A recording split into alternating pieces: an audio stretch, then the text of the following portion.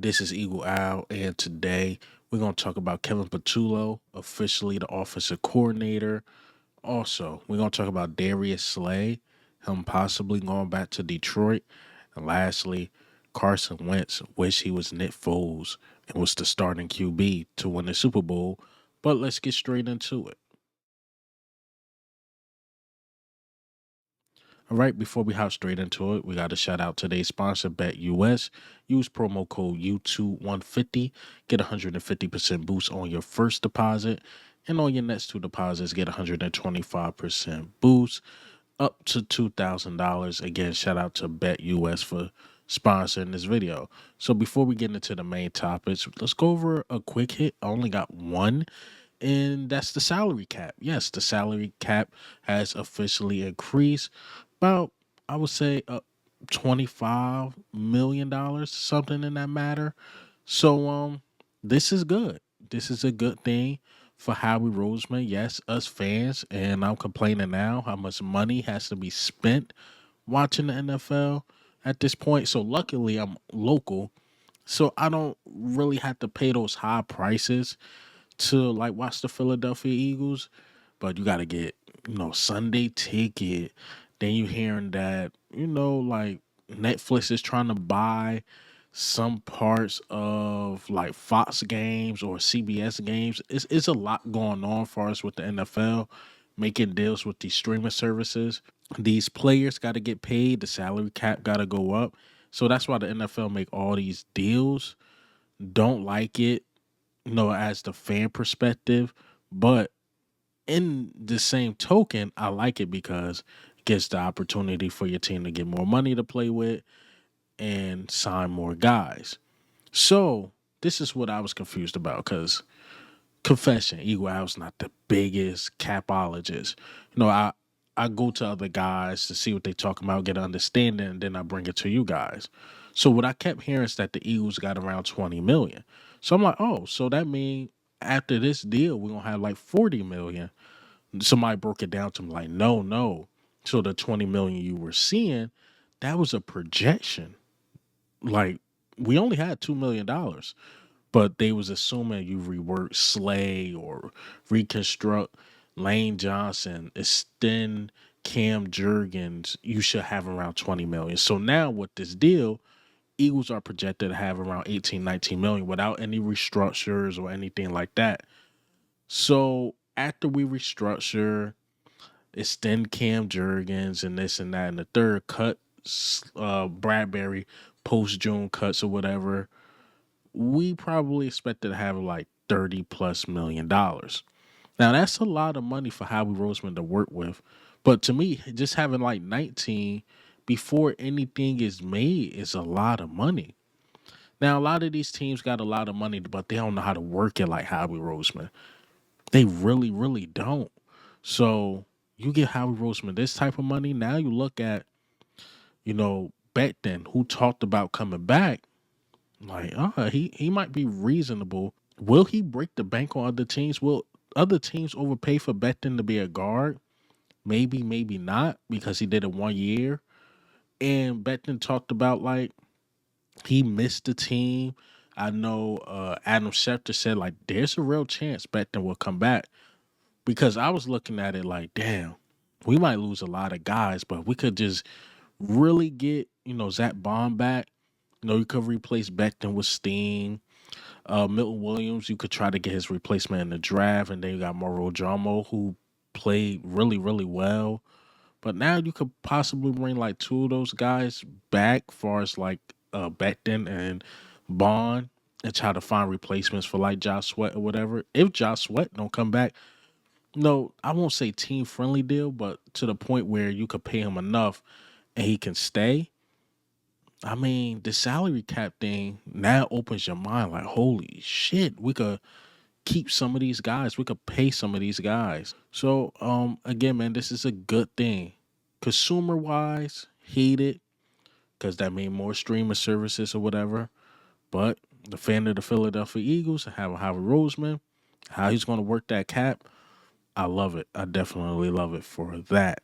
But like I said, that's my only quick hit of the day. So let's get into these topics, man. Kevin Patullo. Kevin Patullo is officially the offensive coordinator. Remember, I'm not the biggest fan of it, or at least when the talks was going on, I'm like, why not bring in somebody experienced, this, that, and the third? So I start doing more research, Twitter, Google's, AI, whatever I can use. To be fair to Kevin Patullo, yes, he never been an offensive coordinator in the league, granted, but he been in the NFL doing things for like 15 years. 15 years. Brian Johnson was in the NFL for only 2 years. Yeah, he did college things, this, that, and the third, but Kevin Patullo been in the NFL 15 years. If it was working with the wide receivers, passing game coordinator, offensive assistant, like he pretty much understand how offense work. While he never been the guy to actually call the plays, but he been heavily involved, especially with Kellen Moore last year, even with Shane Steichen and Brian Johnson. He been involved, so he's seen the ups and downs of Jalen Hurts. And to be fair, Jalen Hurts said that he wants some, stability. He wants some stability, and Kevin Patullo been around him since day one, so I guess that can be the guy. But Kevin Patullo, like I said, there's a clip of him floating around. I said this in my last video. I'm sorry, of him floating around like, yo, he wants to be the offensive coordinator, and he know what to do. But let me play this clip. At it, I'm basically half head coach, half offensive coordinator. In that world, I get to do both, which is very fortunate. I get to see a lot of stuff as a coach that most people don't get to see if they're not the head coach. So from that point of view, it's very unique. I get to Nick trusts me, and obviously we're very close, and I get to be a part of a lot of decisions. So that's really valuable to me, and obviously to us as a team to have people to go back and forth and talk to. And as far as the offense, I mean, really, since even day one, it's not just been the pass game. I've basically been involved in every area of the offense, as far as pass game, run game, RPOs, and all the other stuff we do. The situational stuff we do, 2-minute red zone. I mean, I'm basically involved in everything. It's Kellen and I. Prior it was Shane and I, then it was Brian and I. Now it's Kellen and I, kind of doing everything together, which has been great. And that's what's been fun about just learning new things from him and playing off each other, what we both like and both what we know, and kind of growing from there. So it's been good. I mean, it's been I've been very fortunate as a coach to be in a role where I get to kind of play both. And so going forward for myself and wherever we go from here, it'll be good. To piggyback off that, your name has been mentioned as a potential offensive coordinator if Kellen were to leave. Guys like Jeff Stoutland, right? They've been in their job for a long time. It sounds like you really enjoy the role you're in. Is moving to a coordinator where you're calling plays, is that something that interests you? Oh, absolutely. I mean, to be honest, anything that I can do to continue to grow would be good for me as a person, as a coach. And the role I'm in now has been good too, because like I said, I get to do both essentially. But I'm looking forward to whatever happens. It doesn't really. I'm not particular in what it needs to be. It'll take its path the way it's supposed to go, and that's kind of what I've been doing this for a long time now. I think this is my 16th year in the NFL, whatever it is, maybe more. And it always works out the way it's supposed to. Whether it's I was a quarterback coach, or first I was a receiver coach, then a quarterback coach, then back to a receiver coach, and then a pass game guy. Like it's always kind of evolved, and the road it takes, you never know. And so whatever I'm called to do, I'll do. And I've had my opportunities over the last couple of years for potential coordinating jobs, and it just hasn't kind of gone the way maybe I wanted to or the way it was supposed to. But we're here now, and wherever it goes, it'll go. Hearing that made me feel more confident. It made me feel more confident because, again, the thing I think of when we elevated, I go back 8-9 years ago. Did it with Press Taylor. We did it with Brian Johnson. Now we're doing it with Kevin Patullo. So recency bias is kicking in. But when you really do the research on Kevin Patullo, who was a hot name, he stuck around to be the offensive coordinator. Just give him a shot. That's all we can do. That's all we can do is give him a shot. And, hopefully he plays to Jalen Hurts' comforts and help elevate Jalen Hurts' game. That's all I could hope for. Now, again, watching last year, or I don't know why I'm calling it last year. It just happened a couple weeks ago or whatever. But watching the 2024-2025 season, I always say this, the running game was really, really good. It was really good. You had some passing concepts that was good. We seen them from time to time, but was I that impressed by the plays that were being called? Far as passing, no, I really wasn't. But at the same time, if this is what Jalen Hurts want, this is what Nick Sirianni want, and he earned the right. Earned the right to get this opportunity, Nick Sirianni and Jalen Hurts, to pick the next offensive coordinator because they won the Super Bowl. And if they believe Kevin Patullo can do it, I'm a fan. All I can do is sit back and watch. All I can do is sit back and watch, and I hope for the best. But to squeeze in something else, I thought the passing game coordinator we got was pretty interesting. The Frazier guy, he worked with Mike McDaniel back in Miami. He's really good, drawing up, play calls as far as with the passing game or whatever. Say what you want about Miami. I think it's a lack of leadership there as far as on the offensive side of the ball. But they call some really good plays. They call some really good plays. They got some really good passing concepts.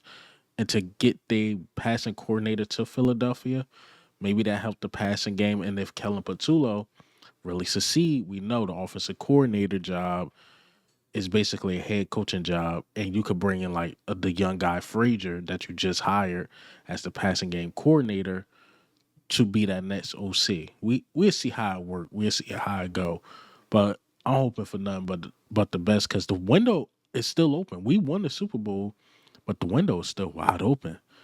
These dudes are young. When you look at 2017, Nick Foles and Alshon Jeffries and just some of the guys in general, they were older guys. We just found magic. But this team is constructed to win multiple years. Multiple years. And that's why some of us fans was looking like Kevin Patullo, can he keep this going? All we got to do is wait and see. Wait and see.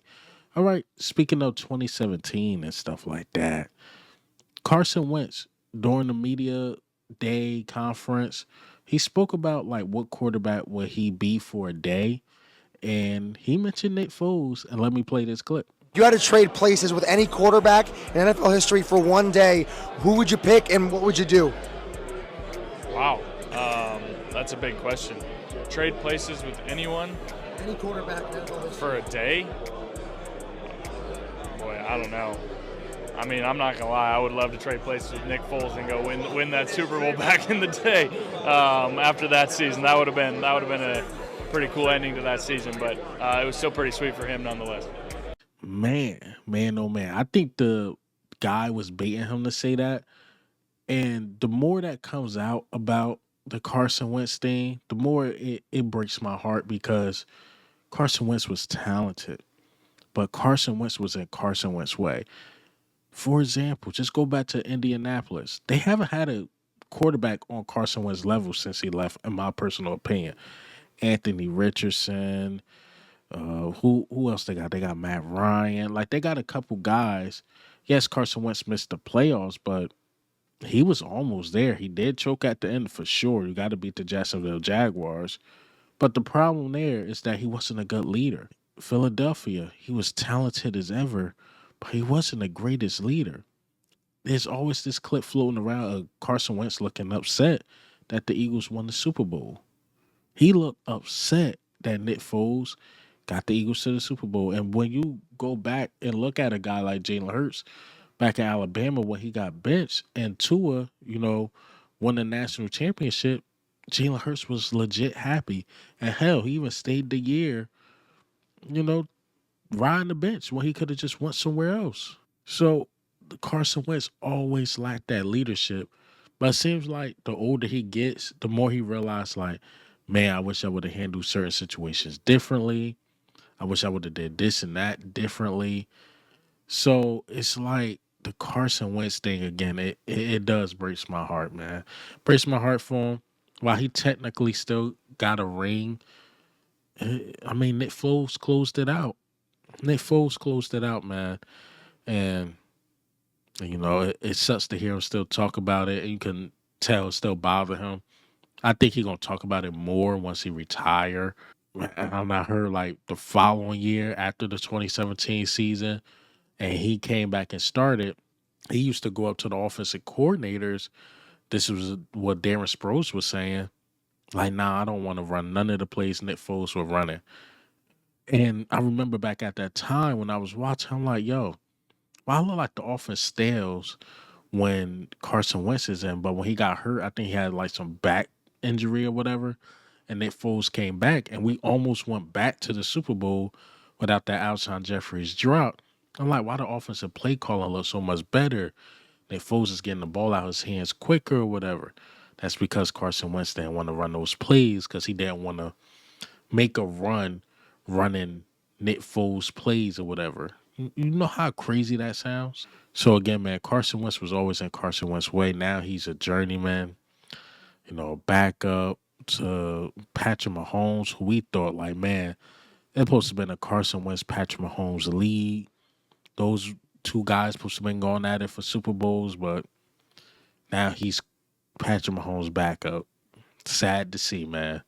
Sad to see.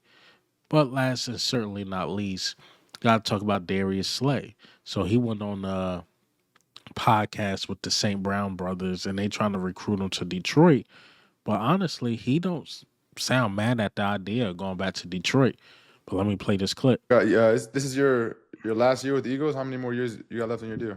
I got one more left, but you know what I'm saying? You know how that works. You know what I'm One of saying? them, yeah. Yeah, so whatever they want to do, I might re-sign back, hopefully. If I ain't, then we'll see what we're doing, because I do want to play one more year for sure, though. One more year? Okay. Yeah, one more year for You sure. like Detroit, you said, huh? Oh, I love Detroit. I got nothing but love. That's my second home. You know what I'm saying? Okay, That's my second home. I do a lot for the city still, and to this day. A lot of guys that's from Detroit that's in the league was all kind of like hanging with me when they was little high school kids. That's what's the crazy part. A couple of my teammates, Monte Maddox, he trained with me when he was in high school. Sauce Gardner, boy, you don't like Jordan Will Lewis. Donovan Peoples-Jones, he was with me. Okay, yeah. So a lot of the guys, man, that I was in Detroit with, I was coming up. I used to have like little, hey, just meet me at this field. A lot of guys show up, and a lot of them guys are dumb, and they used to come out there and work out with me. So I got a lot of love. Then I went to all the high school games, all the high school basketball games. I seen what's the little kid name? That's at Cleveland. That boy can hoop. But I don't know how he not playing. What position? Monty Baker. Oh yeah. I used to watch him in high school go crazy. Like I was go about, man, I ain't never seen them kids sell out the gym like he LeBron. Boy, I swear to God, he was selling out the whole college stadium. They'd be sold out. Just to see him. Yeah, he was nice though. So I did a lot for the city. So and that's why I got a lot of love though. So shit, it sounds like you don't mind coming back. I knew he was gonna try to recruit you. I knew. I mean, this is what it sounded like. The nigga love the city. Like he did so much for it. Like nigga, last year, you already won the Super Bowl. Nigga, just come back. You already won it, man. Oh man, I love. But you know what I'm saying. If it is, it is. If it ain't, it ain't. But for sure, the two spots I would love to always be at is either Philly or Eagle. I mean Philly or Eagle. So the main two, the main ones I'd love to be at though. Eagles fans, to me, it's nothing to get mad at about what he said or whatever. Detroit was his first home or whatever. I think he want to be back in Philly, in my personal opinion. We'll see how it go. I won't be mad either or, because to me, Slay, while he had a good year, look at my videos, he had a great year. He got hurt a lot, and I big up like Isaiah Rodgers and Achille Ringos, because when he got hurt, there was no drop off. Like I remember the game, and when we played Green Bay, I'm watching it because I was there live. I'm like, where the hell Slay go? He got hurt. Isaiah Rodgers come in, and the first thing Jordan Love do is try to attack Isaiah Rodgers, and he made a play and deflected the ball. Or I look at Isaiah Rodgers against Cincinnati Bengals. I believe Slay got hurt, if I'm not mistaken. Remember, Chauncey Gardner-Johnson got his first pick because Isaiah Rodgers tipped the ball to him. So the backups did a really good job. I wouldn't mind us, going younger there, or hell, just rip the Band-Aid off. Go Keely Ringo, maybe resign Isaiah Rodgers, let them battle it out. Sign another corner, or you can, get one out the draft. I'm not saying first, second, or even third round. Just get one out the draft and let Keely and Isaiah Rodgers battle it out. I wouldn't be mad at the idea at all because I thought one of the main problems we did in 2017 is that we signed damn near everybody, and it looked like the people didn't care going into 2018. Whereas though you could sign new blood, get some new rookies in who's really eager, like, yeah, let's repeat this thing because I didn't get the satisfaction of that last year one. Just saying. Just saying, man. But that's all I got for you guys today. Hey, man, what do you think? How do you feel about the news today? Darius Slay going back to Detroit, Carson Wentz, Howie Roseman with the cap, and Kevin Patullo. But this is Eagle Al, man. I'm out.